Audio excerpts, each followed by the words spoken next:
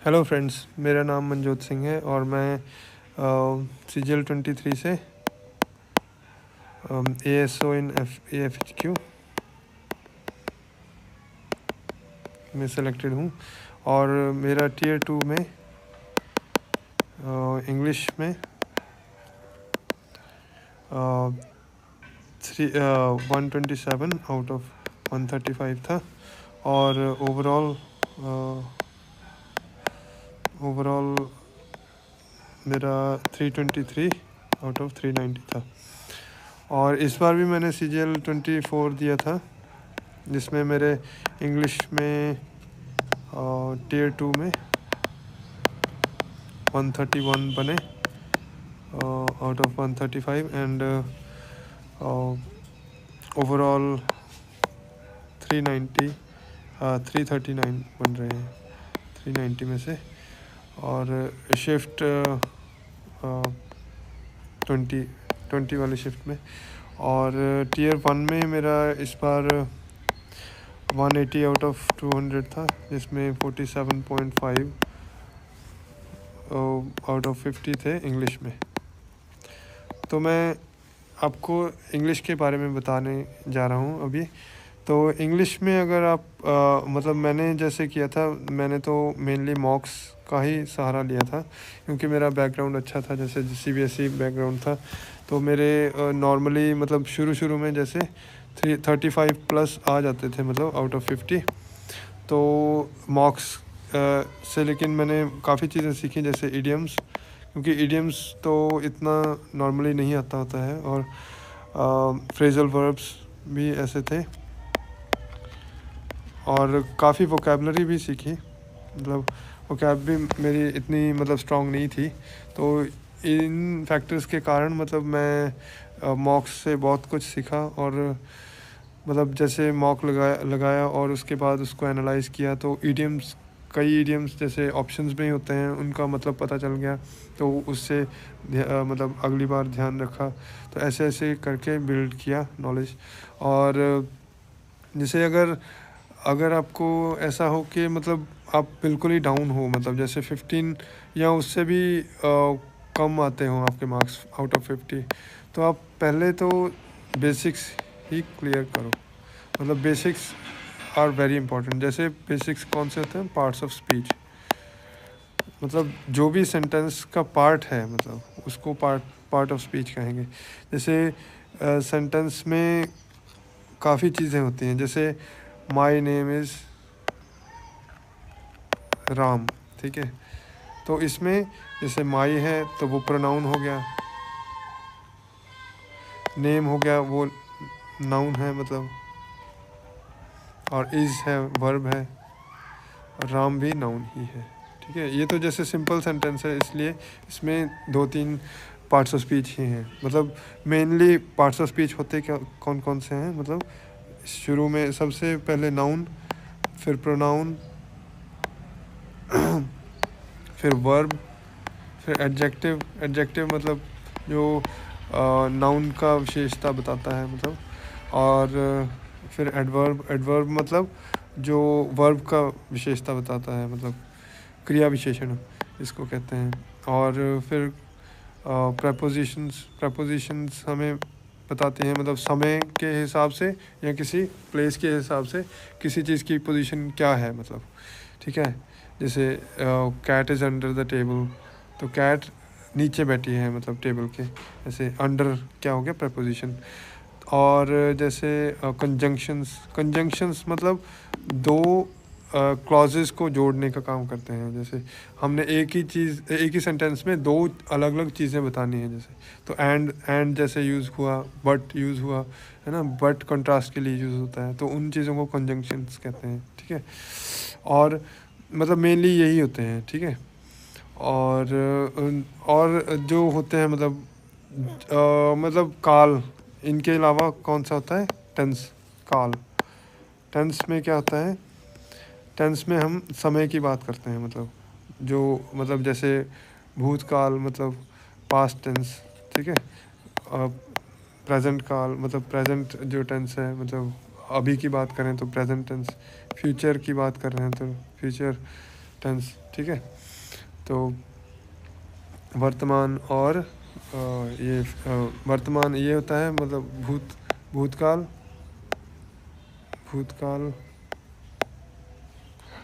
वर्तमान और भविष्य।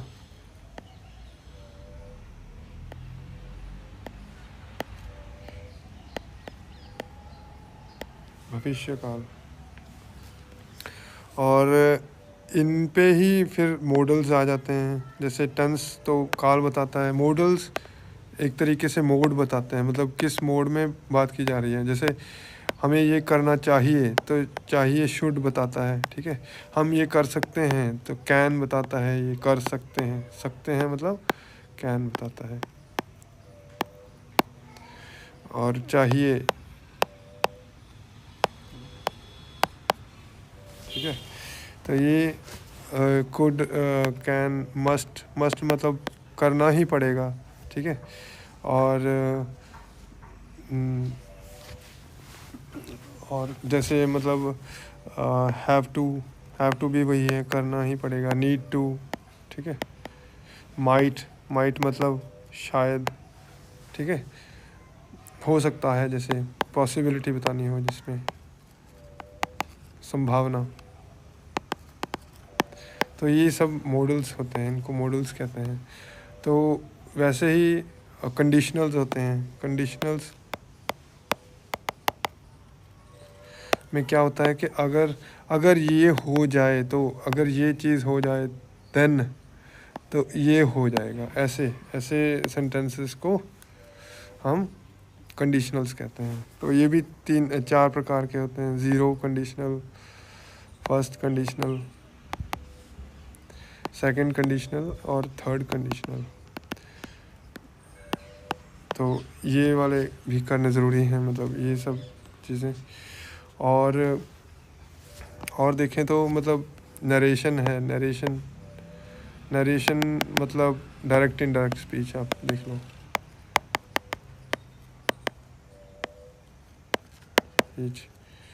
इसमें हमें जैसे किसी ने कुछ कहा तो उसी की चीज़ हम डायरेक्टली जाके किसी और को बता रहे हैं। जैसे ही सेड, मान लो ये कोट्स डायरेक्टली हम किसी और को बता रहे हैं तो उसको बोलेंगे डायरेक्ट स्पीच। मतलब जो उसने बोला उसी को हमने वही सेम चीज़ बता दी आगे जाके। इनडायरेक्ट मतलब ही सेड दैट, मतलब उसको हम खुद की भाषा में बोलते हैं दूसरे को जाके, तो इसको इनडायरेक्ट स्पीच कहेंगे। तो इनमें भेद आता है, मतलब टेंस वगैरह का, या बहुत शब्दों का। जैसे टुमारो द नेक्स्ट डे बन जाता है, मतलब अगर डायरेक्ट में टुमारो है तो यहाँ पे नेक्स्ट डे बन जाएगा। वैसे करके बहुत भेद होता है, मतलब ये भी सीखना बहुत ज़रूरी है। फिर आ जाता है मतलब एक्टिव एंड पैसिव वॉइस। तो ये भी बहुत ज़रूरी है। जैसे एक चीज़ हम बोलते हैं कि मैंने ये किया, आई डिड दिस, ये होता है एक्टिव वॉइस। एक्टिव मतलब हमारा जो सब्जेक्ट है वो ही डूअर है, ठीक है, सब्जेक्ट ही डूअर है। और पैसिव में क्या होता है, सब्जेक्ट डूअर नहीं होता है, मतलब सब्जेक्ट हमारा जो चीज़ की जा रही है वो सब्जेक्ट है। मतलब जैसे this is done by, this was done by me. यहाँ पे जो दिस है मतलब ये सब्जेक्ट है, जो कि डूअर नहीं है, जो कि वो चीज़ है जो की जा रही है, किसके द्वारा, जो भी कर रहा है इसको, ठीक है। इसको पैसिव वॉइस कहते हैं। तो ऐसे एक्टिव पैसिव से भी फैमिलियरिटी बनानी पड़ेगी आपको। तो ये सब मेन चीज़ें हैं जिनमें आपको मतलब स्ट्रॉन्ग होना पड़ेगा। प्लस वोकैबुलरी तो बहुत इम्पोर्टेंट है। वोकैबुलरी तो बहुत ज़्यादा इम्पोर्टेंट है, क्योंकि इसमें से आप एक्सपेक्ट कर सकते हो 15 to 16 क्वेश्चंस आप एक्सपेक्ट कर सकते हो टीयर 1 में। और टीयर 2 में भी आप जैसे अगर 45 क्वेश्चंस हैं तो आराम से आप अराउंड 25 क्वेश्चन तो आराम से ही एक्सपेक्ट कर सकते हो। 25 इतना ज़्यादा इसका इम्पोर्टेंस है। मतलब अराउंड 25 क्वेश्चंस आप टीयर 2 में आराम से इसमें एक्सपेक्ट कर सकते हो। तो इसमें कौन कौन से कंपोनेंट्स हैं, वो है ईडियम्स, फ्रेजल वर्ब्स, कोलोकेशंस, और मतलब नॉर्मली जो भी वर्ड्स मतलब नहीं आते हैं हमें, मतलब जो भी हमें नहीं पता होते हैं नॉर्मली, मतलब एक्चुअली इंग्लिश लैंग्वेज लेवल्स में बटी होती है। तो A1 A2 B1 B2 C1 C2, तो ऐसे लेवल वाइज जो वर्ड्स की हार्डनेस है वो भी चेंज होती रहती है। मतलब तो वो जो एक्चुअली आप देख ही सकते हो, जो भी नॉर्मली प्रीवियस ईयर क्वेश्चन से हमें पता चल जाता है कि किस टाइप के हमें वर्ड सीखने ज़रूरी होते हैं। वैसे तो जो भी आपको नया वर्ड मिले तो उसको आप नोट करो और उसको रखो नोट। और जैसे कई ऐप्स होती हैं जिसमें आप फ्लैश कार्ड्स भी बना सकते हो, तो उनमें ये ऐड कर सकते हो फिर, है ना। तो उनमें ऐड करके आप उनमें प्रैक्टिस कर सकते हो। प्रैक्टिस करके आपको बार बार जब दिमाग में चढ़ेगा तो मतलब आने लग जाएगा। मतलब आपको जब भी आप क्वेश्चन देखोगे तो आप लगा पाओगे इसको। तो यही था फ्रेंड्स, मिलते हैं।